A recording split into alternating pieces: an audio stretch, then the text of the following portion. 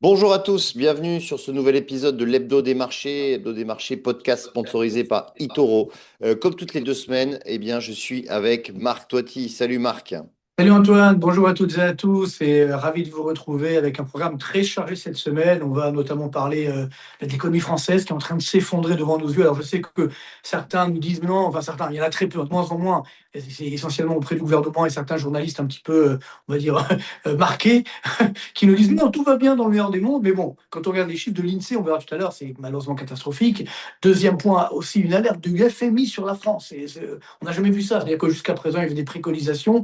Là, c'est vraiment une alerte sur la soutenabilité du modèle français. Les mots sont très forts, on le verra tout à l'heure. Après, troisième point, c'est un peu la surprise de ce dernier jour. On a un écart de croissance assez net entre les États-Unis qui résistent et la zone euro qui s'effondre. Donc, ça, on verra notamment les impacts en termes d'euro-dollar, de taux d'intérêt de la Banque centrale européenne, notamment pour la semaine prochaine, enfin dans 15 jours sur la réunion de la BCE.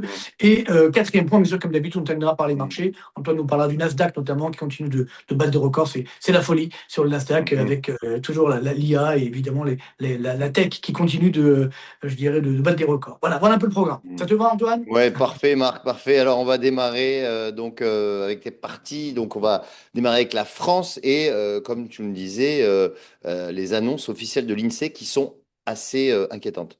Oui, tout à fait. C'est-à-dire que, bon, on en parlait dans nos webinaires la semaine dernière. D'ailleurs, vous pouvez consulter notre webinaire qui a bien fonctionné d'ailleurs la semaine dernière. Merci d'être là. Donc, il y a eu beaucoup de questions notamment. Donc, j'en parlais. Puis depuis, on a eu des statistiques qui sont assez incroyables. Donc, voilà les dernières statistiques de l'INSEE. Donc c'est tout à fait officiel, hein, l'INSEE, hein, c'est pas, je dirais, non officiel, c'est très officiel, encore une fois. Et donc voilà les indicateurs avancés de l'INSEE. Voilà comment on fait des prévisions, tout simplement. Donc la courbe rouge, hein, c'est le PIB, bon, il y a une croissance qui résiste, et la courbe bleue, c'est l'indicateur avancé, donc on appelle l'indice du climat des affaires, donc tout secteur confondu. Regardez bien, on est sur un plus bas depuis février 2021, donc c'est en train évidemment de s'effondrer. Donc on voit bien la corrélation, hein. Même si, encore une fois, le PIB va résister avec X artifice comptable, on ne pourra pas éviter une baisse de l'ordre de 1 à 2% du PIB français au cours des prochains mois. Sinon, on regarde secteur par secteur. Là, c'est encore pire. Par exemple, dans les services. Regardez bien, on est sur un plus bas depuis mars 2015. Donc, c'est également l'indice du climat des affaires. C'est un plus bas depuis de mars 2015, hors période Covid, évidemment, parce que c'était particulier. Donc, c'est en train de s'effondrer. On voit que même dans l'industrie, ça résiste, mais néanmoins, les perspectives d'activité également sont en train de baisser. Regardez maintenant, autre chiffre dans le commerce de détail. Donc ça, c'est la consommation, si vous voulez, hein, notre consommation au quotidien, un plus bas depuis septembre 2014, toujours hors Covid, bien sûr. C'est pour vous montrer l'ampleur des dégâts. À l'époque, en 2014, il y avait encore une quasi-récession parce on continuait d'être sur la crise, évidemment, des Grecs, la crise des dettes publiques en Europe. Et donc, évidemment, c'est ce qui cassait un petit peu l'activité économique. Donc, on le voit aujourd'hui, c'est du jamais vu. Alors, là, c'est évidemment cerise empoisonnée sur ce gâteau à l'arsenic, hein, comme je le dis parfois. On a ici le climat des affaires, le climat de l'emploi. Toujours sur le chiffre INSEE, hein, tout à fait officiel. Je n'invente rien. Donc, encore une fois, j'aimerais bien donner d'autres chiffres, mais je ne peux pas. Certains le font, mais en tout cas, moi, je donne les vrais chiffres de l'INSEE. Regardez bien ici ce qu'on appelle l'indice du climat de l'emploi. Là, c'est assez incroyable. Là aussi, un plus bas depuis, regardez bien, septembre 2013. Ouais, donc c'est quand même pas rien. Septembre 2013. Eh bien, Antoine, tu te rappelles à quel niveau était le taux de chômage en septembre Mm. 2013? Eh C'est bien, graphique. Voilà, 10,3. 10,3%.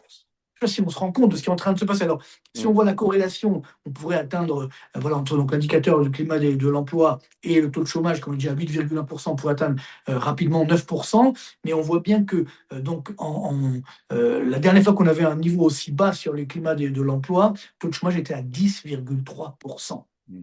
Donc j'espère pour Parfait. éviter ça, mais malheureusement maintenant voilà, on a eu donc faillite d'entreprises historiquement élevée, le Mm. climat des affaires qui s'effondre, le climat de l'emploi Et qui voilà. s'effondre, le chômage qui augmente. Et donc voilà, c'est ça qui aujourd'hui est particulièrement dramatique pour l'avenir de l'économie française. Donc voilà, j'aimerais donner d'autres nouvelles, mais Encore une Et, fois, et on malheureusement, a aussi le PMI hein, qui chute au plus bas depuis novembre 2020. Donc alors ça, c'est voilà, tout à aussi fait. On a également eu inquiétant. donc les Mm. indicateurs des directeurs d'achat donc la semaine dernière, regarde bien, c'est assez incroyable. Donc vous souvenez l'enquête, hein, il y a une barre à 50, au-dessus c'est la croissance, en dessous c'est la baisse de l'activité. Regardez bien ce chiffre incroyable, 43,5.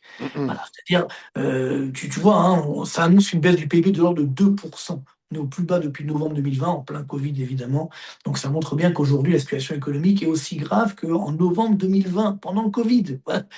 C'est pour vous dire ce qui est en train de se passer, hein. Mm. Donc, ça fait quand même froid dans le dos. Donc, je ne peux pas, encore une fois, vous mentir et vous dire que tout va bien. Ça, je le sais au gouvernement, il fait très bien, mais les Français ne sont plus dupes. Donc, ça ne sert à rien de mentir. Ça ne sert à rien de voiler la réalité. Et voilà ce qui est en train de se passer aujourd'hui en France.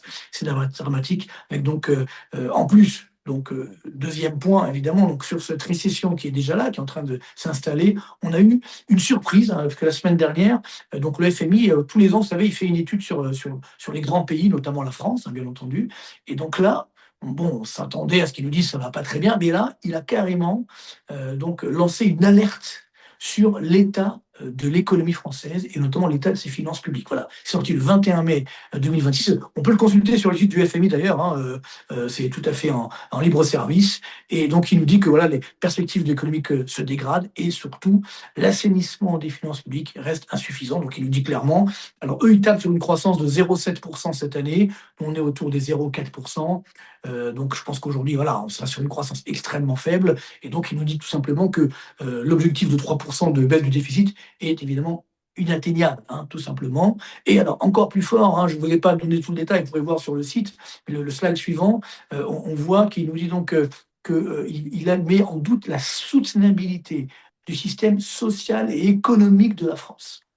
Donc c'est assez incroyable. D'ailleurs, il reprend un peu les mesures qu'on préconise dans ce que j'appelle ma thérapie de choc bienveillante. Peut-être qu'il écoute Itoro notamment, hein, je ne sais pas. Mhm. En tout cas, il nous écoute, C'est le possible. FMI, pour nous dire que l'État français doit maîtriser ses coûts et adapter évidemment son système de protection sociale, notamment sur la retraite, évidemment.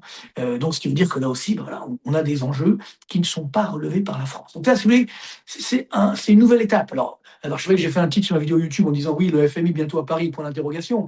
On n'en est pas encore là, bien sûr, mais quand même, cette alerte doit justement nous prévenir de ce qui est en train de se passer en France. Il manque plus que les agences de notation pour dégrader la de la France. On va voir que ce sera Standard Poor's vendredi. Mais bon, globalement, elle aurait dû déjà dégrader il y a longtemps. Maintenant, même si le FMI s'en rend compte, encore une fois, il ne reste plus grand-chose. Alors, deux petits graphiques rapidement pour vous montrer l'état des finances publiques. Enfin, il y en a même trois. D'abord, cette année, on va dépasser le déficit public. On sera aussi autour des 6% du PIB, donc très très loin évidemment des 3%, très loin de l'objectif du gouvernement. Et regarde bien, depuis 1996, 85, donc à 41 ans, sur le graphique suivant, le déficit public a été inférieur à 3% seulement à 13 reprises. C'était le graphique d'avant, mais c'est Ah, pas grave. pardon. Non, non, il peut Mais pas. voilà. Tu vois, seulement, voilà, 13 fois seulement le déficit public a été inférieur à 3% sur 41 ans. Pour te montrer l'ampleur des dégâts, bon, évidemment, comme vous le savez, depuis 1974, on n'a pas eu un seul excédent public. Donc voilà, c'est pour vous dire que l'État est catastrophique, l'état des finances publiques est catastrophique en France. Donc c'est longtemps qu'on le dit, maintenant le FMI l'avoue. Et regarde bien ce graphique qui fait quand même froid dans le dos, qui fait quand même de la peine. Nous Mm. avons ici la variation de la dette publique, donc du ratio dette publique sur PIB de 2000 à 2025. Donc évidemment, il y a des pays qui ont baissé, donc bravo à eux. Certains pays qui ont augmenté un petit peu de 10 à 15%, ça peut encore se comprendre. Après, il y a des pays qui ont dérapé à plus de 30% de hausse. Et regarde bien la France, tu vois ici, sur le graphique, 56% de hausse. Mm. 56 points de PIB, pas 56%, 56 points de... J'en pas fous tellement c'est énorme. Tu vois que le numéro 2, on le voit, c'est l'Espagne, on est à Mm. 41. Tu vois. Donc, c'est énorme. C'est-à-dire que la France a vraiment complètement dérapé sur ses Mm. finances publiques et sur sa dette publique, plus que tous les autres pays. J'ai mis 2000 parce que on a créé la zone euro en 1999, donc on peut dire voilà, c'est le début de la zone euro, parce que c'est à partir de 2000 qu'on a vraiment les chiffres harmonisés. Voilà. Donc, qu'est-ce que tu Mm. veux dire par rapport à ça? C'est tout simplement une catastrophe. Donc, le FMI a raison, et malheureusement, Et en les fait, dirigeants français ne font rien pour ouais, là, inverser. en fait, et comme tu le dis là, c'est que la dette publique a augmenté 3 fois plus que le PIB. Exactement, c'est-à-dire que le Incroyable. PIB en valeur augmenté de l'inflation. Mm. Là, on a donc Mm. la hausse de la dette publique, 178% de hausse depuis 2007, hein, seulement 2007, contre 58%, 59% de hausse pour le PIB en valeur, donc augmenté de l'inflation, un rapport de 1 à 3. Si on voit le même graphique en Allemagne, c'est le graphique suivant, ben, tu vois qu'en Allemagne, la dette publique a augmenté de même pas 73%, ce qui est beaucoup, mais c'est quand même 100 points de moins qu'en France, et le PIB en valeur a augmenté de 80%. Donc ça, c'est normal.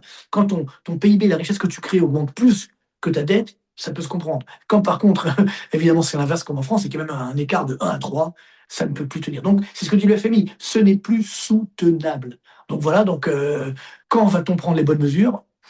Ça me paraît compliqué, on ne sait pas, parce que même en 2027, ce qu'on va tenir jusqu'en 2027 déjà, puis même après 2027, quelles seront les mesures qui seront prises. Donc voilà. Et donc il y a un gros effort de pédagogie, donc vraiment je vous invite à le faire autour de vous. Quand j'entends certains nous dire oui, on va annuler la dette, etc. Bon, ça n'a pas de sens tout ça, hein. Donc il faut vraiment prendre le taureau par les cornes, sinon évidemment on risque d'avoir un jour une vraie faillite, entre guillemets, c'est-à-dire l'État qui aura Mm. du mal à rembourser, ne serait-ce que les intérêts de la dette. On va bientôt atteindre 100 milliards d'euros juste pour payer la charge d'intérêt de la dette sur une année. Donc t'imagines, c'est une Mm. catastrophe. Ouais. Et en plus, maintenant, l'écart justement entre les États-Unis et la zone euro se creuse, et se creuse Voilà. dangereusement même.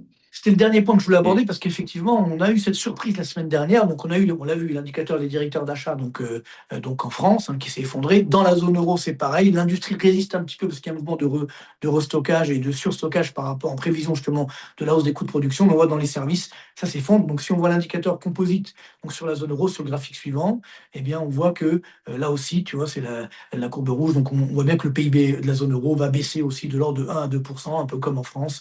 47,5. Alors, la surprise, c'est que quand on regarde le même graphique donc, aux États-Unis, donc encore une fois, l'indicateur composite du directeur d'achat, hein, eh bien, c'est la courbe bleue. Il y a toujours la courbe à 50, la barre à 50. Au-dessus, c'est la croissance. En dessous, la baisse d'activité.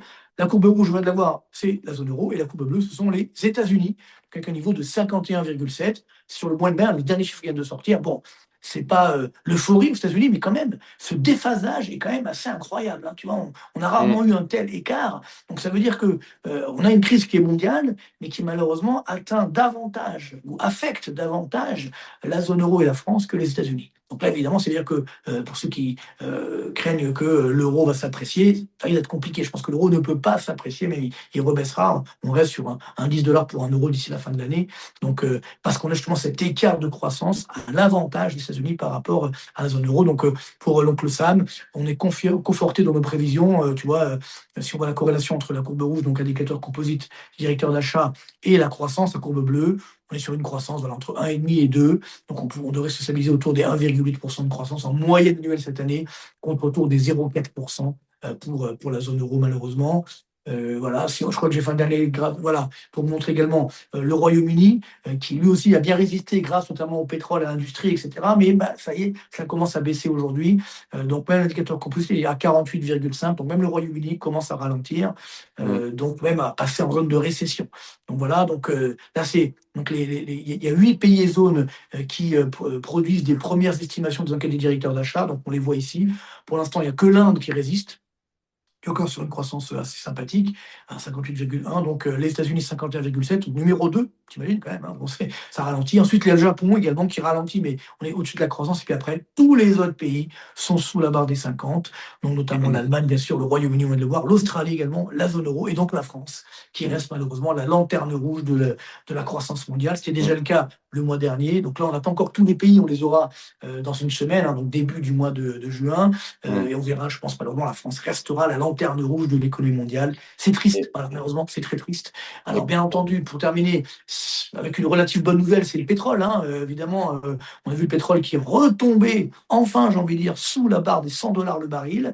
Bon, on avait déjà vécu ça au mois d'avril quand on croyait que c'était sur la fin de la guerre, et puis finalement, on s'est reparti à la hausse. Aujourd'hui, on nous dit que c'est pareil, la guerre est terminée, il y aura... Mais bon, on voit qu'il y a toujours des tensions. Donc là, on est repassé sous les 100 dollars, mais ce matin, on est encore à 96 dollars le baril, donc on est quand même proche des 100 dollars. Donc il faut rester quand même extrêmement prudent. Et malheureusement, je dirais le mal est fait, puisque l'inflation est déjà dans les tuyaux, donc elle va continuer d'augmenter. Donc même si le baril, je pense, va baisser certainement au second semestre, eh bien l'inflation va quand même atteindre 4% en France et dans la zone euro Mm. et 5% aux États-Unis. Donc voilà ce qui se passera donc avec la BCE derrière qui risque d'augmenter le taux d'intérêt. Elle ne devrait pas le faire, parce que normalement, Mm. l'inflation, on la voit, elle est liée à un choc exogène, donc pas à la Mm. demande, mais elle risque quand Mais même de le là, faire, ce qui va encore elle, alimenter. la baisse de l'activité. Elle prépare le terrain hein, pour la prochaine hausse de taux. Hein. On le voit avec Oui, tout à fait. plusieurs gouverneurs qui font des déclarations et vraisemblablement, ils vont monter leur taux la prochaine réunion qui sera Ouais, le ouais, le 11 11 juin juin, prochain. bon, c'est quand Hmm. même triste parce qu'encore une fois, Ouais. j'avais lancé également à l'époque, donc en 2008, la même polémique Hmm. parce que en 2008, justement, il y avait l'inflation qui montait, mais qui était due au pétrole, alors qu'on était déjà en récession dans la zone euro. Et Hmm. pourtant, en juillet 2008, ils ont quand même, la BCE a quand même monté les taux d'intérêt, ce qui est évidemment une catastrophe. Et Hmm. donc, voilà, ça sera la même catastrophe aujourd'hui, puisque évidemment, il n'y a pas d'activité économique, donc ça va alimenter ce qu'on appelle la stagflation, ça veut dire donc récession et parallèlement inflation élevée. Voilà, Hmm. malheureusement. Voilà l'avenir de la zone euro et de la France. Bon, c'est pas très radieux, alors que pour le coup, sur les marchés financiers et notamment à Wall Street, eh bien, c'est plutôt radieux puisque on enchaîne record sur record, séance après séance. On se demande jusqu'où ces indices américains vont entaller finalement, et alors que le reste du monde, comme les indices européens ou même les indices asiatiques, sont plutôt en stagnation, mais ça remonte un petit peu, ça suit quand même le train américain, mais il y a un gros écart qui se crée. Alors là, je vous ai mis donc les performances hein, des principaux indices. Et donc, vous voyez que le Nasdaq 100 est en train de tout rafler, hein, puisqu'on est quand même sur une hausse de quasiment 10% en un mois et 17%, 16,8% depuis le début de l'année, suivi par le Russell 2000 à 15,6%. Et ça, c'est intéressant parce qu'on a aussi les small caps, finalement, les mid et small qui sont en train de suivre et qui surperforment d'ailleurs les grandes capitalisations puisque le S&P 500 est à 9,2. Mais on voit justement que la progression donc s'est accélérée depuis 2 mois sur les indices américains. Et à contre-courant, on a un Hang Seng, par exemple. Le Hang Seng, c'est l'indice de Hong Kong, qui baisse de 2% sur le mois et qui est en très léger repli, mais en repli quand même, c'est assez marquant, de 0,1% depuis le début de l'année. En Europe, nous, on est quasiment à zéro hein, depuis le début de l'année, on est à plus de 2%. Donc on voit qu'il y a vraiment un écart qui se creuse de manière impressionnante entre Wall Street et le reste du monde. Alors maintenant, je vais vous indiquer, donc pour la première fois de l'histoire, on a 13 entreprises qui ont dépassé les 1000 milliards de capitalisation boursière. Et cette semaine, on a deux nouvelles entrées. Donc des sociétés que vous ne connaissez pas forcément parce qu'elles ne sont pas très connues. C'est Micron, hein, Micron Technology et SK Hynix. SK Hynix, c'est une société coréenne. Hein, donc c'est Corée du Sud. L'action prend 1000% depuis le début de l'année et Micron prend 860% sur un an. Et donc en fait c'est assez impressionnant. Alors ces deux sociétés font la même chose. Elles font des puces mémoire en fait. C'est des puces mémoire pour l'intelligence artificielle. Et on voit que là la demande a littéralement explosé pour ces puces. Et en fait c'est pas forcément décorrélé de la réalité financière, économique et financière, parce que on attend pour Micron, on attend un résultat net en hausse de 680% cette année. Hein, donc on a 8 milliards de dollars de résultats nets dans 2025. On attend 67 milliards. Donc on passe de 8 milliards à 67 milliards de résultats nets, hein, pas de chiffre d'affaires, de résultats nets. Donc c'est monstrueux. Alors attention toutefois, parce que si les attentes ne sont pas atteintes, bien, on sait très bien comment ça va se passer. Il va y avoir un retour de bâton. Mais c'est pour vous dire l'effervescence en fait, qu'il y a justement sur cette tech américaine et notamment les semi-conducteurs aux États-Unis. Alors, maintenant, je voulais vous montrer les 13 entreprises dont les capitalisations ont dépassé les 1000 milliards de dollars. Donc, il y en a 10 aux États-Unis. Nvidia, Alphabet, Apple, Microsoft, Amazon, Broadcom, Tesla, Meta, Berkshire Hathaway, quand même, donc l'entreprise de Warren Buffett, qui n'est pas la seule entreprise qui n'est pas tech, et Micron qui vient de rentrer, deux en Corée du Sud. Donc on a deux entreprises en Corée du Sud qui ont dépassé les 1000 milliards, Samsung et SK Hynix, et une à Taïwan, Taïwan Semiconductor, donc également liée aux semi-conducteurs. Et l'Europe, dans tout ça, ben, l'Europe, il n'y en a pas, hein, puisque la première entreprise européenne, c'est ASML, encore une fois, hein, dans les semi-conducteurs, parce que c'est une entreprise qui fabrique carrément les machines pour graver hein, les micro-puces. Cette entreprise est dans le top 20 quand même, mais à 621 milliards de dollars. Donc, c'est encore une fois pour montrer un peu, j'ai envie de dire, j'ai utilisé ce terme de consanguinité en fait de la tech, hein, vraiment de la tech mondiale. Voilà, vraiment, on va vraiment en un décrochage, enfin un déphasage, hein, pour reprendre ton terme tout à l'heure, entre la tech et le reste de tous les secteurs. Parce que si on prend les secteurs traditionnels, eh bien on progresse quasiment pas. Mais ça montre justement l'écart, surtout, parce que là, on le voit d'un point de vue boursier, mais c'est également d'un point de vue Mm, économique. Comment mm, l'Europe a raté cette révolution. C'est inadmissible, si tu veux, mm. notamment la France. Ouais.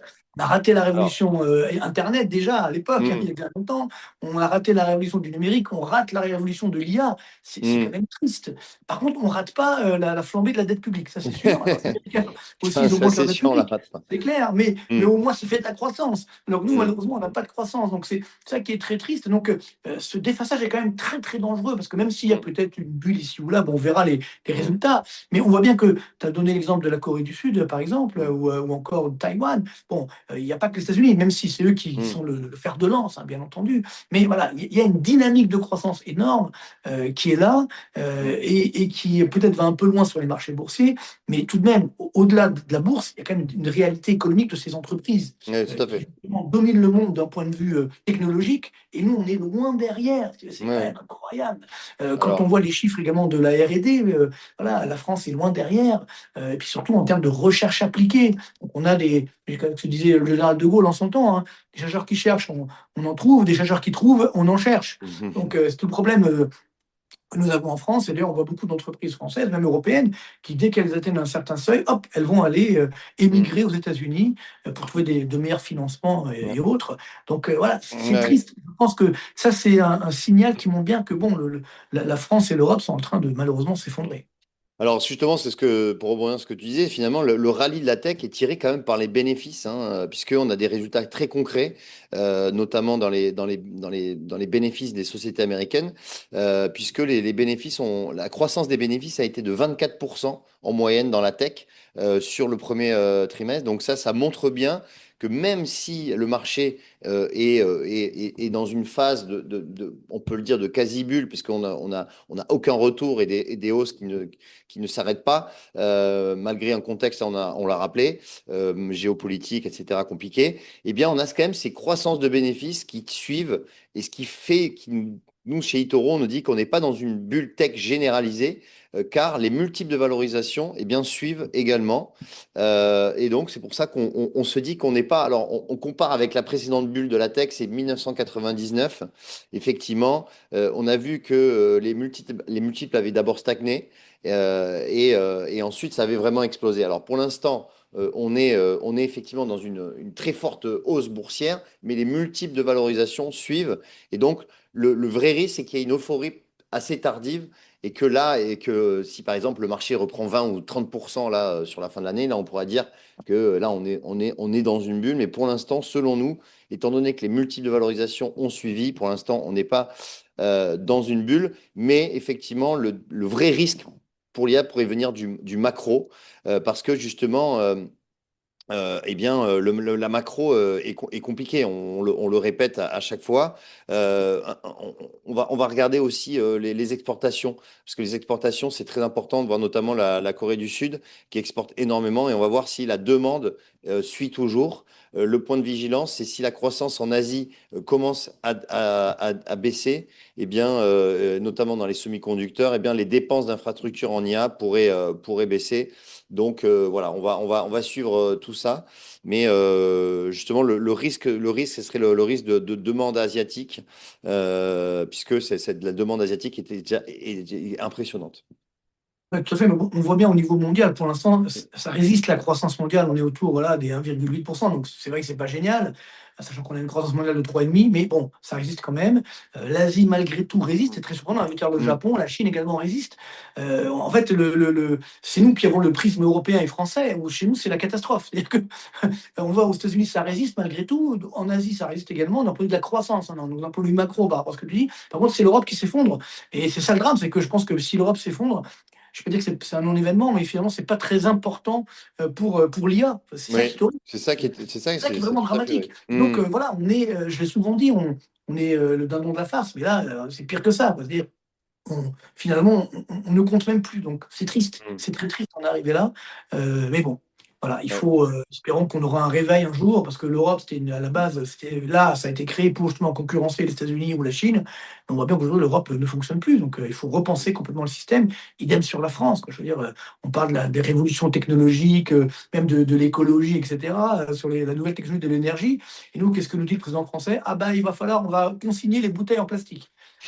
Comme révolution, On purée, n'est c'est pas à pas la du tout. hauteur des enjeux. On n'est pas à la hauteur Ouais, des non, mais enjeux. c'est ça. On est très, très loin et c'est Mm, triste. Mais bon, voilà. mm. Il faut faire avec. Espérons qu'un jour, on va se Ouais. réveiller.